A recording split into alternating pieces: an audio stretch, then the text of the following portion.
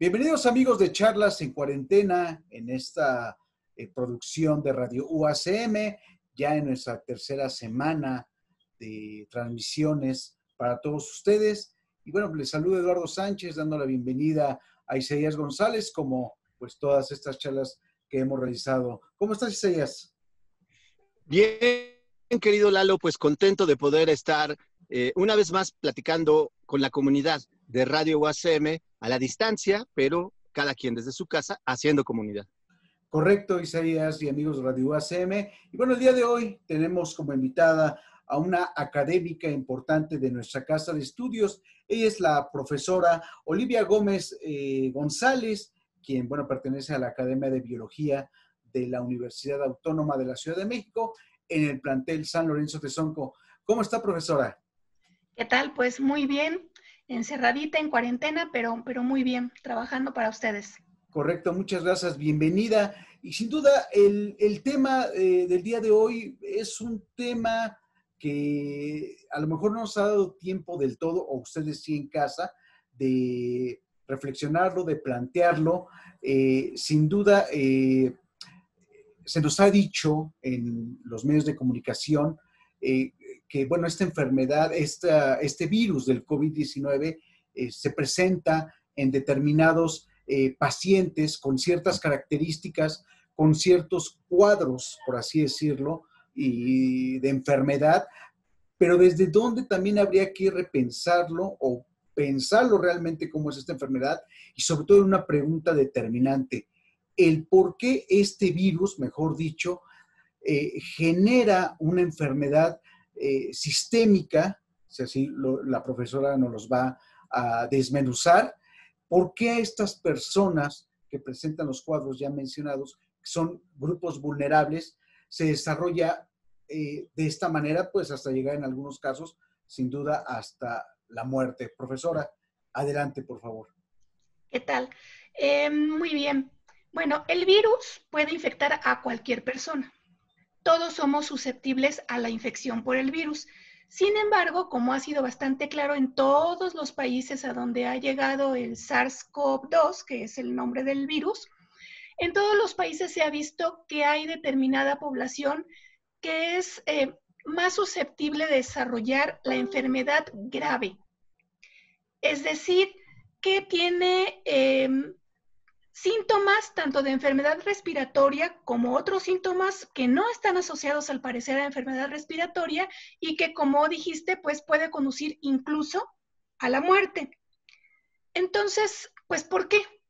¿Por qué la hipertensión, la diabetes, la obesidad, la enfermedad cardíaca, por ejemplo, se dice que son factores de riesgo? Son factores de riesgo, como ya lo mencioné, para desarrollar la enfermedad grave, porque no hay un factor particular simplemente para ser infectado por el virus. Muy bien, pues justamente analizando esto y viendo sobre todo también lo que presentan los pacientes, las complicaciones clínicas de los pacientes, que pues parecerían ser que no tienen que ver con una enfermedad respiratoria, lo que hemos escuchado, ¿no? Empiezan a hipercoagularse, por ejemplo, o tienen malestares estomacales también. Se sabe, por ejemplo, mucho también en los medios se ha hablado mucho de que hay una sobreexcitación del sistema inmune, una sobrerespuesta, y que las personas pues tienen una sobreinflamación, una hiperinflamación sistémica, y que muchos de estas personas que desarrollan esto terminan muriendo por algo que se llama sepsis. ¿Todo eso de dónde viene? Bueno, pues es muy interesante. Resulta que el virus, para infectar a las células del organismo, necesita de un receptor. Es decir, necesita unirse a otra molécula que esté presente en las células del organismo, y al unirse con esta molécula, el virus tiene facilitada la entrada a las células. Porque esto es importante, bueno, casi todos sabemos que el virus, para replicarse, necesita entrar a una célula. Entonces usa las células, usa toda la maquinaria interna de una célula para hacer más copias del virus. En un principio, o casi todos, creíamos que pues la mera infección de las células es lo que traía la enfermedad y las complicaciones, porque al final, para que los virus salgan de la célula, pues muy probablemente la célula es destruida. Y entonces, pues así explicábamos muchos la enfermedad y muchos todavía siguen creyendo que esa es la gran complicación, digamos, que presenta el virus. Sin embargo, pues empecé a investigar, a leer, porque pensé que había otra posibilidad. Y esa otra posibilidad es que la proteína que el virus necesita para entrar a las células es importante per se. Es decir, esta proteína, que en este caso es una enzima, que en español se llama enzima convertidora de angiotensina 2, esta enzima es la que el virus utiliza como su receptor. Pero esta enzima tiene funciones muy importantes en los organismos. Y entonces, esa fue como mi idea original. Pero si el virus se une a ella, pues le está bloqueando de alguna manera. Está impidiendo que ejerza su función. Y entonces me puse pues a revisar bien qué hacía, como si se sostenía esto de que el virus podía estar bloqueando la función de ECA2.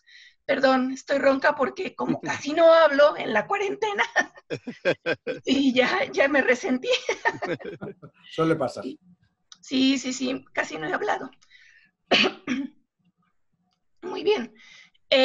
Esta proteína, entonces, tiene funciones muy importantes. Es parte de un sistema de regulación muy importante en los organismos. Este sistema se llama sistema renina-angiotensina-aldosterona y tiene muchas funciones, pero todas más o menos relacionadas con la homeostasis vascular. Y esto implica que tiene que ver con la regulación, por ejemplo, de la presión arterial, pero también de la presión específica de algunos órganos, como los pulmones, cerebro, riñón, por ejemplo. ¿Sí? Este sistema está compuesto por varias proteínas involucradas y los péptidos, que son muy importantes. La angiotensina, por ejemplo, es un péptido, es una molécula mucho más pequeñita que una proteína. Lo que primero se descubrió, digamos, fue el aspecto del sistema que eleva la presión. Y de ahí viene el nombre. Tanto la renina como la angiotensina, como la aldosterona, son parte del sistema, pero que eleva la presión. Tiene un efecto de elevar la presión. Genera entonces hipertensión. Más recientemente, por ahí del año 2000 más o menos, se descubrió otra cara del mismo sistema. Y en la otra cara está precisamente esta enzima receptor que llamamos ECA2. ECA2, junto con la angiotensina 1,7, está en la otra cara de la moneda. Son moléculas que lo que van a generar como su efecto final es una disminución de la presión arterial. Entonces, al estar bloqueada por el virus, pues se entiende que ECA2 no hace su función correctamente y por lo tanto el control o la regulación que pudiera estar balanceando la presión hacia abajo, pues desaparece. O sea, que viene ya aquí, al afectarla, viene la descompensación de ciertos órganos. Esto sería como una especie de unos primeros resultados. Sí, aunque el daño orgánico ya es, digamos, un efecto más tardío.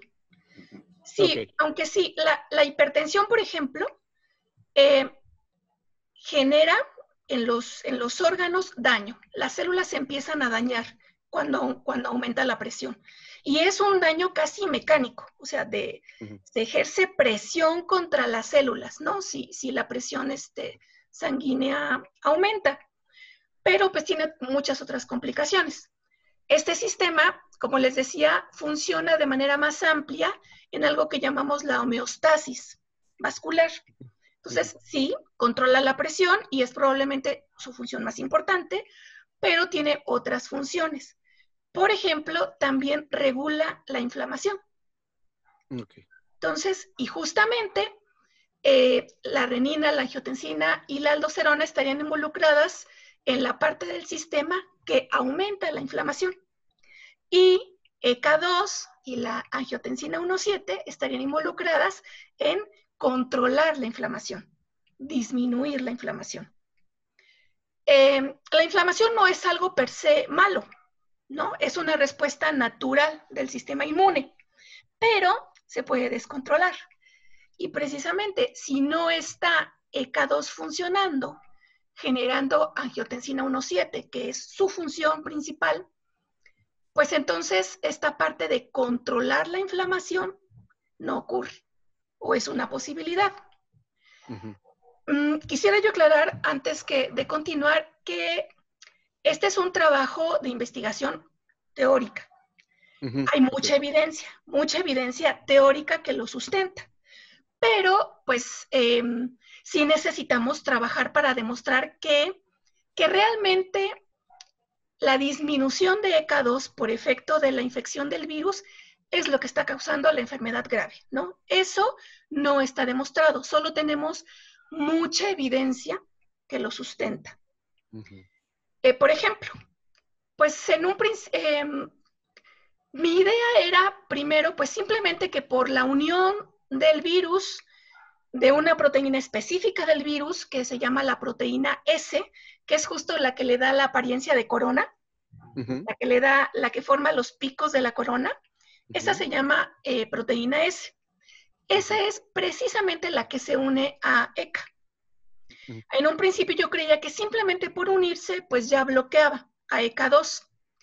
Empecé a investigar y resulta que encontré mucha evidencia de que definitivamente la afecta. Y no solo nada más porque la bloquea, sino que en el proceso de infección, ECA2 es partida en dos. Hay otra enzima, también propia de nosotros, que está normalmente, que parte en dos tanto a ECA como a la proteína S. Y eso es crucial para que el virus realmente pueda entrar a la célula. Es lo que hace que las dos membranas, tanto la del virus como la de la célula, se fusionen. ¿Sí? Se puedan, y además tenemos entendido que lo hace a una velocidad mucho mayor y que es uno de los factores de su letalidad, la rapidez con la cual se puede multiplicar una vez que ha sido alojada. Bueno, eso no está tan claro. Okay. De hecho, hasta ahorita sabemos que el virus en realidad no puede infectar muchas células. ECA2 sí está en muchas células. Entonces, sí se puede unir a ECA2 en las células, pero la otra enzima, una compañera de la universidad, le dice la tijera, ¿sí? Porque tiene un nombre muy DMPRSS2, entonces mejor la tijera. La tijera lo que hace es que realmente el virus puede entrar a la célula y solo en pulmones y en intestino se ha encontrado. Entonces, es donde se aloja. Sí, ahí es donde el virus sí puede ingresar a las células y sí puede multiplicarse. Pero en otras células, aunque probablemente lo haga, la eficiencia debe ser mucho menor. No lo puede hacer mucho menos. El caso es que entonces no solo es bloqueada, es destruida. Al romperse en dos, pues ya no puede hacer su función. Y además, cuando el virus entra a la célula, entra junto con la proteína ECA2. Y entonces también la desaparece. La corta, la desaparece de la membrana, y esto sí está comprobadísimo, tanto sobre todo con SARS-CoV, el que surgió en 2002, pero que es muy parecido, utiliza exactamente el mismo receptor, la proteína S es la importante, etcétera, etcétera. Se ha visto que sí disminuye muchísimo, le decimos regula negativamente la presencia de ECA2 en las células. Eso sí está ya comprobado en cultivo, en in vitro le decimos, ¿no? Cultivando las células en el laboratorio. Y en experimentos con ratones también se ha visto que de manera general se disminuye la presencia de esta proteína. Entonces eso sí está muy, muy comprobado. El asunto aquí, y ahí viene una de las evidencias más bonitas que encontré, es que lo que yo estoy planteando es que la enfermedad en general y sobre todo la enfermedad grave no es tanto porque el virus entre a las células y se multiplique, sino porque bloquea y destruye la presencia y por lo tanto la actividad de ECA2. Y hay un experimento muy bonito que también se hizo en SARS-CoV. En SARS-CoV-2 hay algunas cosas, pero pues todavía no mucho por razones obvias. Tenemos apenas unos meses. Y es que se introdujo en los ratones únicamente la proteína S, sin el virus, solo la proteína S. Y la proteína S solita causó la enfermedad respiratoria grave. Solo la proteína.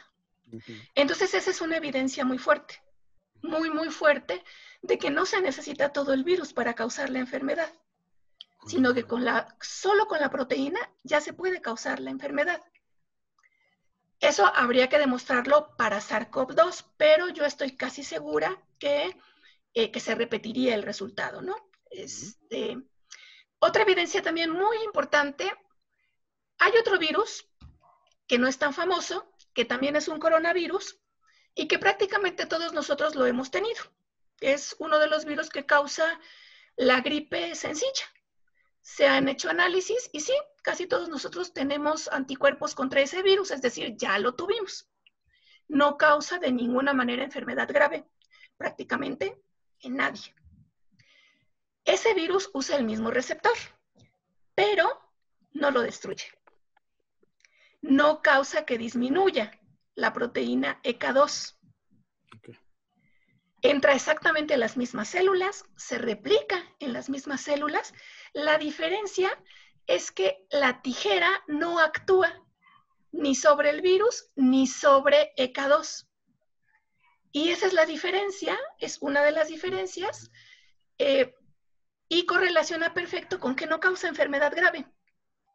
Entonces, pues es una evidencia muy fuerte de que no es la replicación del virus y la multiplicación del virus y la infección que pudiera estar haciendo sobre las células la causa principal de la enfermedad grave que estamos viendo. Correlacionándolo con la primera pregunta que me hacía Eduardo sobre las personas que tienen enfermedades previas y que llamamos como riesgos, ¿qué tiene que ver con todo esto? Bueno, pues he de decirles que mi área de especialidad no es esta. Yo me especializo en cáncer. Pero, pues bueno, tengo formación en biología y entonces me puse a leer lo que no desconocía y tal. Y lo que tienen en común todas estas enfermedades es que están relacionadas con problemas en el sistema renina, angiotensina, aldosterona. La hipertensión, pues es clarísimo, ¿no? Si este sistema es el que controla la presión, pues los enfermos de hipertensión pues tienen un desbalance en el sistema. Generalmente el desbalance que tienen es que les aumenta mucho la cantidad de un péptido que se llama angiotensina 2. Y muchísimos de los medicamentos que conocemos para bajar la presión, lo que hacen es disminuir la cantidad de angiotensina 2.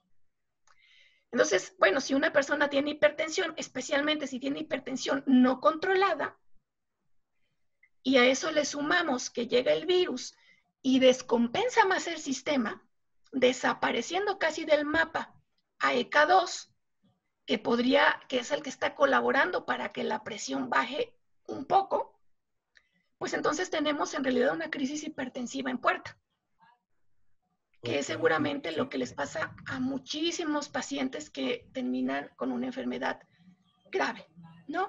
Entonces, es muy importante por eso que si un paciente que si una persona es hipertensa y cree que tiene los síntomas de la enfermedad, acuda inmediatamente al médico. No estoy exagerando, también lo dice el doctor Hugo López-Gatell, cada vez que tiene oportunidad en las conferencias. Tiene síntomas, debe acudir inmediatamente al médico. Está pasando en algunos casos, desgraciadamente, que las personas acuden demasiado tarde. Y ahorita voy a explicar por qué eso pues ya no tiene vuelta de hoja. Sentido. No, Exacto. Que esa es otra característica que está sucediendo, ¿no? Pues en el país y en varias partes tal vez del mundo, pero concretamente en nuestro país. Pero a mí me llama la atención, profesora, si en algún momento, dejo la pregunta, la conteste en algún momento, que hay, entonces, ¿cómo en algún momento se tiene que hacer el tratamiento de esta proteína precisamente a la cual está afectándose? ¿No? Esto me llama la atención, pues, sobre todo en el experimento que nos mencionó de los ratones, que aún ya estando la proteína, pues inmediatamente se expandía esta enfermedad, ¿no? Lo que entiendo, el virus como tal. Entonces, me llama un poco la atención, por dónde empezar a hacer estos tratamientos teniendo en consideración esta proteína. Ok. No, creo que no me expliqué muy bien en el experimento. A ver. En el experimento no se usan virus. Uh-huh. No es una infección. Se le dan al virus, perdón, se le dan a los ratones únicamente la proteína S. Correcto. Uh-huh. Es parte del virus, pero no se le da el virus completo. Y correcto. La proteína S, obviamente, no se puede reproducir ni nada, ¿no? Esa no es una infección. Uh-huh. Pero únicamente con darle a los ratones la proteína S del virus, que sabemos que va y se pega a ECA2, se produce. Somos capaces de reproducir la enfermedad respiratoria. Uh-huh. ¿Sí? Correcto. Uh-huh. Correcto, muy bien. Gracias, profesor. Ok. ¿Qué pasa con los otros factores de riesgo? Bueno, la obesidad. Los pacientes obesos, casi todos, desarrollan hipertensión. Entonces, ahí está la relación, pues muy, muy, muy clara, ¿no? Puede haber quizá algunas otras complicaciones. Por ejemplo, los pacientes obesos, como una manera de contrarrestar la hipertensión, aumentan la cantidad de ECA2 en sus células, en sus adipocitos, en las células que almacenan la grasa. Entonces, ellos tienen más ECA2, pero porque la necesitan. Si llega una infección que se las bloquea, pues este mecanismo compensador que había tenido el cuerpo se destruye, ¿no? Ya no hay más. Esa es una posibilidad también en cuanto a la obesidad. En cuanto a la enfermedad cardíaca, pues la relación también es bastante obvia, porque el sistema renina, angiotensina, aldosterona regula la homeostasis completa vascular, ¿no? Y un aumento en la presión, pues obviamente es una causa prácticamente pues de un porcentaje muy alto de generar una enfermedad cardíaca, ¿sí? Por eso tanto en los últimos tiempos, tanto se ha trabajado en aspectos de promoción de la salud, de cuidar y vigilar a las personas hipertensas, ¿no? Si no controlan la hipertensión, pues pueden desarrollar enfermedad cardíaca en muy alto porcentaje, ¿sí? Claro. Entonces, pues también está muy relacionado. Y en diabetes, por ejemplo, la relación también es bastante clara, porque el riñón es el otro órgano que controla la presión. La cantidad de líquido que se elimina por orina es un determinante de la presión. Mientras menos líquido se elimina por orina, hay más líquido circulando en el sistema vascular y entonces la presión aumenta. Entonces, el riñón tiene mucho que ver con el control de la presión. Y se ha visto también que ECA2 está presente en riñón y que tiene un papel crucial en regular la presión. Y que en pacientes, pues está muy disminuido. Entonces, si tenemos una persona con diabetes, en la que muy seguramente ECA2 está disminuido y el poquito que tiene se lo bloquea la proteína del virus y lo destruye, pues entonces tenemos que hay un desbalance brutal en el sistema renina-angiotensina-aldosterona. Y este desbalance pues se inclina brutalmente, repito, hacia un aumento de la presión, hacia un aumento de las moléculas que generan inflamación y que hacen que el sistema inmune tenga una sobrerespuesta. Y la angiotensina 2 directamente causa daño a las paredes de los vasos sanguíneos. Las paredes de los vasos sanguíneos están formadas por unas células que se llaman endoteliales. Y estas células son muy sensibles a la angiotensina 2. Se mueren. Las daña y pueden incluso morir. Y el daño en las paredes de los vasos, en estas células endoteliales, es también causa directa de formación de coágulos, de formación de trombos, que se ha visto que en muchos casos incluso es la causa de muerte en los pacientes que tienen COVID-19. ¿No? Sí. Precisamente, nos encontramos platicando con la maestra Olivia Gómez González, quien forma parte de nuestro cuerpo académico, específicamente en el plantel del San Lorenzo Tezonco, y a quien agradecemos su participación aquí en estas charlas en cuarentena para toda la comunidad de Guasemitas a través de Radio UACM. Maestra, pues es que leíamos en las noticias que esa era parte de la crisis grave que presentan los pacientes quienes fallecen por esta grave enfermedad. Una gran crisis por la coagulación. Sí, así es. Tengo una amiga, una persona que trabaja en el INER, no es médico, pero yo le pregunté, oye, ¿me puedes decir de qué se están muriendo los pacientes?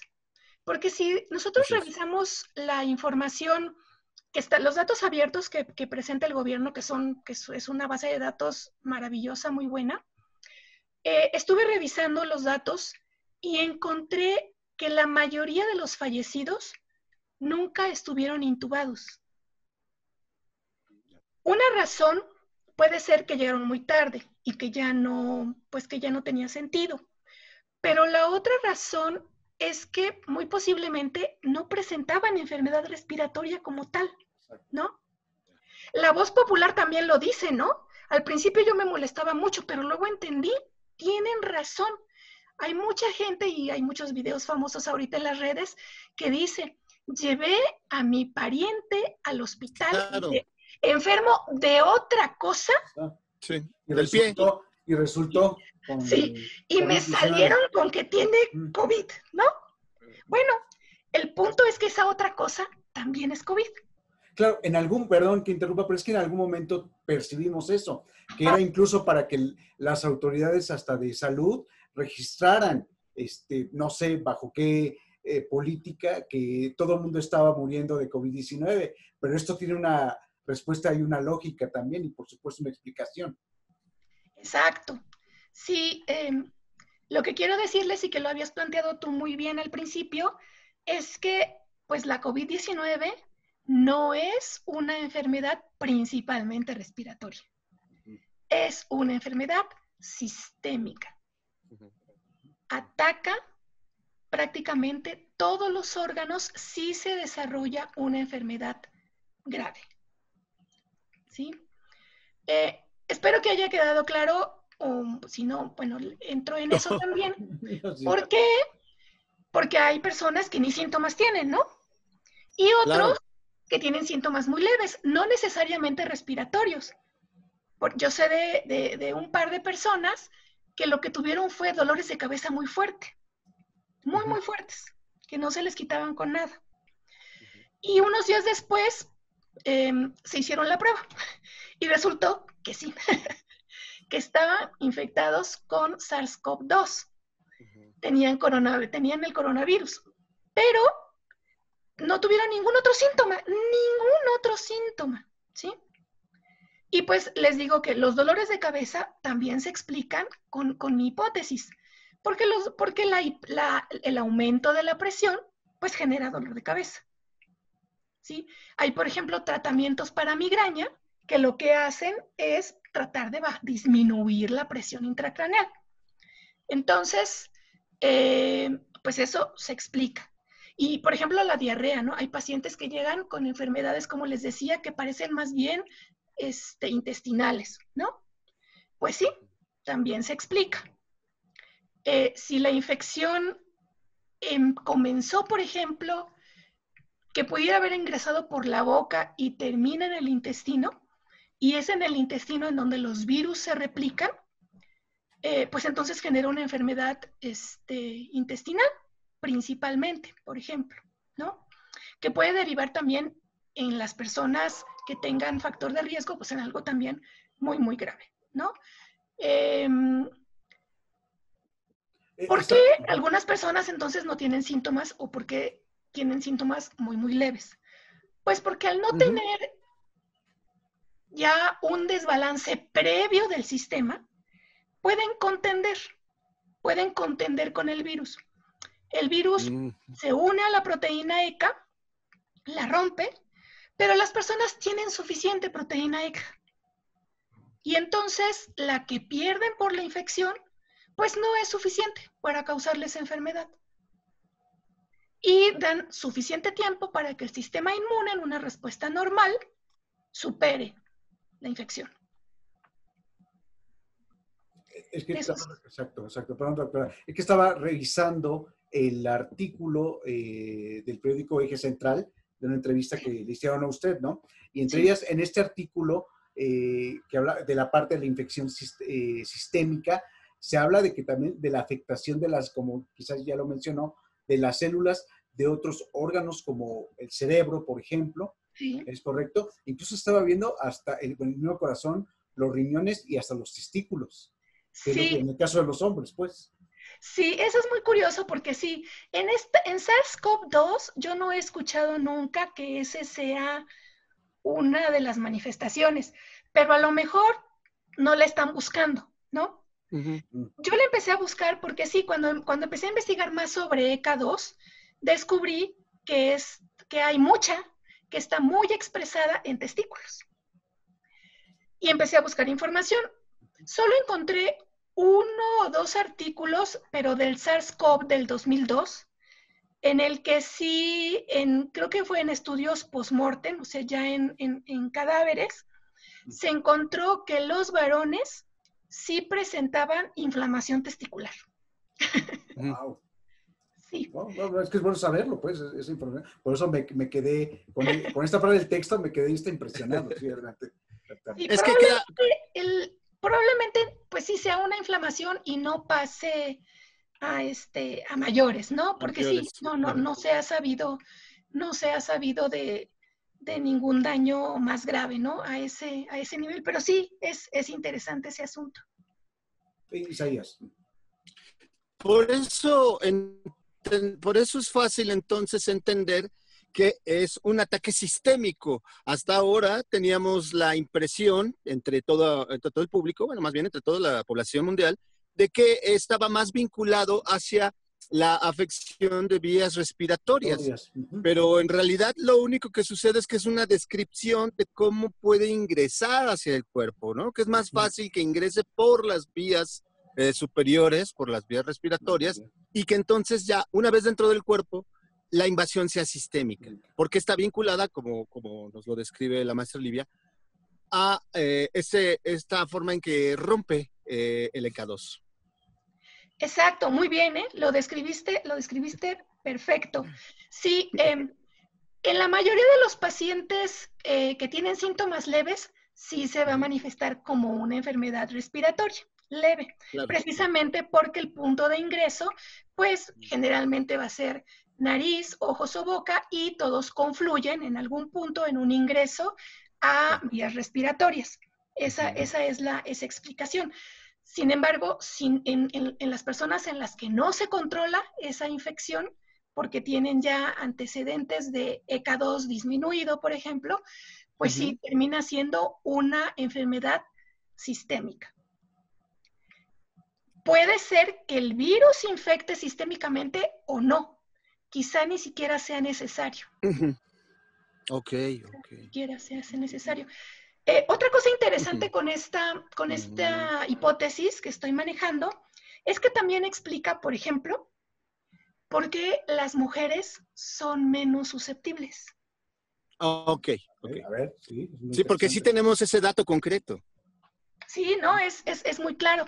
Son ligeramente menos susceptibles para el contagio y mucho menos susceptibles para morir. Eso es clarísimo, clarísimo. Lo del contagio es posible que sea real, pero también pudiera ser que las mujeres simplemente tienen síntomas más leves y que entonces ni siquiera reporten la enfermedad. Okay. Y la razón es que en las mujeres, sobre todo antes de la menopausia, las menores de 50 años, vamos a decir, tienen una cantidad extra de EK2 porque se regula por los estrógenos. Entonces, a mayor cantidad de estrógenos, mayor expresión de EK2. Sobre todo se ha encontrado en algunos órganos, sobre todo en riñón, por ejemplo, ¿no? Pero sí, en general, las mujeres expresan más EK2, sobre todo antes de la menopausia. Y los varones no. Los varones tienen más testosterona y la testosterona regula negativamente a EK2. Okay. ¿Por qué mueren más las personas mayores? Porque se enferman más gravemente y ¿por qué mueren más? Bueno, primero porque la hipertensión es un mal de los adultos mayores. Leí un dato que decía que un hombre mayor de 60 años tiene el 90% de probabilidad de desarrollar hipertensión, si no la tiene ya, en lo que le resta de vida. Entonces, ser hombre y ser mayor de 60 años implica hipertensión prácticamente, ¿no? Es excepcional no tenerlo. Como les decía, las mujeres, por toda la expresión de estrógenos durante, pues, al menos 50 años, pues están mucho más protegidas. Sin embargo, pues también empieza a disminuir en la edad adulta. Entonces, pues prácticamente los adultos mayores van a tener hipertensión. En Italia, por ejemplo, encontré datos muy interesantes. Italia es muy impresionante, pero en general por cosas buenas. A pesar de la enorme mortandad que tuvo, Italia es impresionante por cosas buenas. En Italia prácticamente no hubo muertes de menores de 50 años. No sé, creo que son 200. O sea, sí, es en serio, es impresionante. La inmensa mayoría de sus muertos fueron personas mayores. La edad media para infección en Italia fue 60 años. Y la edad media para muerte fue 80 años, o está siendo 80 años, ¿sí? Elevadísimo. Elevadísimo, elevadísimo. Lo que pasa es que Italia tiene un sistema de salud extraordinario. Claro. Tiene miles de personas de más de 100 años y decenas de miles de personas de más de 80 años. Entonces, en Italia sí se puede ver así muy, muy claro. Fueron mayores y los datos indican que el 70% de las personas que fallecieron en Italia eran hipertensos. Sí, siempre presentaron algún cuadro. Sí, sí. Efectivamente. Entonces, la hipertensión es el mayor factor de riesgo. Oiga, doctora, sí. Pero siendo nuestro país vamos a asumirlo así, con estos hábitos tan descontrolados por la comida chatarra, por la falta de ejercicio, por las condiciones de vida, sabíamos entonces que la población con hipertensión que lo sabe y que no lo sabe, pues es muy alta, ¿no?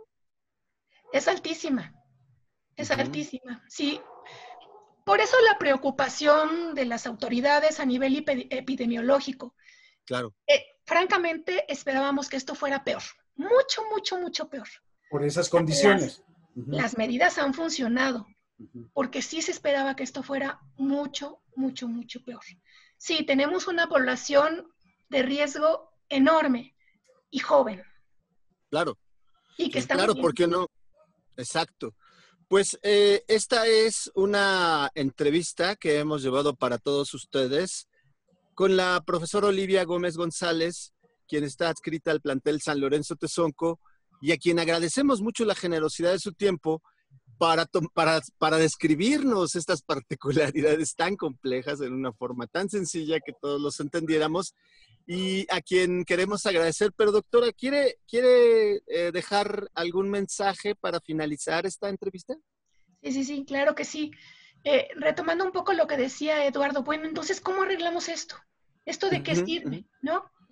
Mira, yo no soy médico, soy doctora en investigación biomédica, pero no soy médica como tal, ¿no? Entonces, no me atrevo a decir, más que a mí misma, ¿verdad? Pues hay que tomar esto o hay que hacer aquello. Claro. Pero sí, lo que yo creo que sí es que esta información tiene que llegar a los médicos. Y lo que yo creo es que especialistas en el control de este sistema, que son los endocrinólogos, por ejemplo, o los cardiólogos, casi todo el mundo se controla la presión con su cardiólogo. Claro, ¿sí? claro. Tendrían que estar en los equipos que están determinando qué terapia se aplica a los pacientes o no. Claro. Yo creo que parte de la terapia crucial es tratar de regular el sistema, que no se produzca el desbalance, compensar el desbalance. Esto tiene que ser lo antes posible, porque si ya ocurrió la hiperinflamación, la hipercoagulación, ya va a ser muy difícil. Si ya el pulmón se dañó a tal punto por la hiperinflamación que ya no está respirando, pues va a ser muy difícil. Tiene que haber una atención rápida, oportuna, y que involucre a estos especialistas que saben cómo manejar y controlar este sistema. Ahí está una tarea de investigación, profesora, sin duda, ¿no? De darle curso, de darle seguimiento, a final de cuentas, ¿no? Sí. Entre las otras personas que involucré en esta, pues en este chispazo que tuve, en un principio fue así, involucré a otras compañeras de la UACM y a exalumnas que ya incluso ahorita no están en México y eso.